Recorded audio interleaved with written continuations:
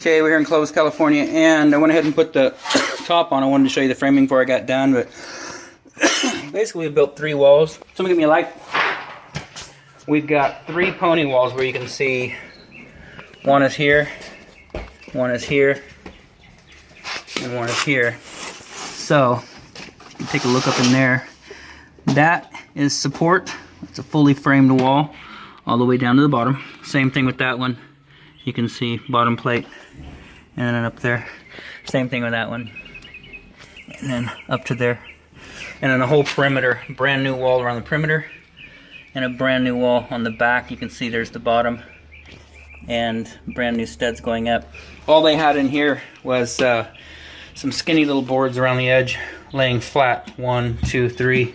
So this whole platform had just caved in and it's sunk in the middle. So now what you've got is the center of the water heater is sitting right here, and there is a solid wall right there, edge of the water heater, edge of the water heater. So 3 walls.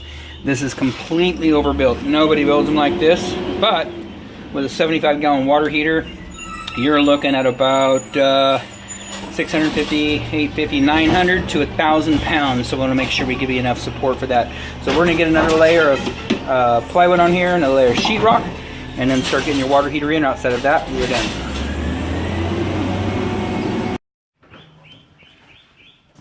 So still here in Clovis, California, and we have buttoned up this installation. First thing we did, previous video, we showed you that we rebuilt this stand. It had been the old water had been leaking on that for quite a period of time, so it was all damaged. The sheetrock, the plywood had sunken in. The framing itself actually wasn't in very good shape. So anyways, so we've got this platform rebuilt back in.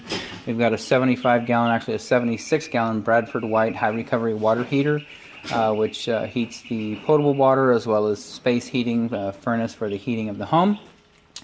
So as per contract, 76-gallon water heater, and then up top, we went ahead and threw in a couple of valves. They're not required. One is required on the cold side, but you can see we used a Watts shut-off valve right there on the cold, and then we went ahead and just put one on the hot side as well.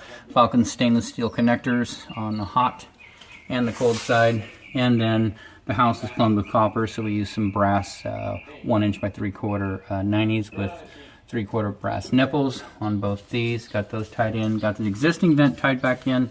Got the copper pipe insulated on the top. Here we have on the upper third is the adjustable strap for code, and then bottom, the lower third, adjustable strap for code. I went ahead and replaced the gas shutoff valve. Wasn't in the contract, but just put that in there anyways. Flexible supply line over to the unit. And then everything is piped. We've looked at everything. There's no dripping anywhere, so we'd ask that you would monitor this. Keep an eye on all of the joints, especially just take a peek up. You know, you pop up here occasionally. You know, I would on a pretty regular basis, and just make sure the top of this tank stays dry, and you don't see any dripping off of these valves back there.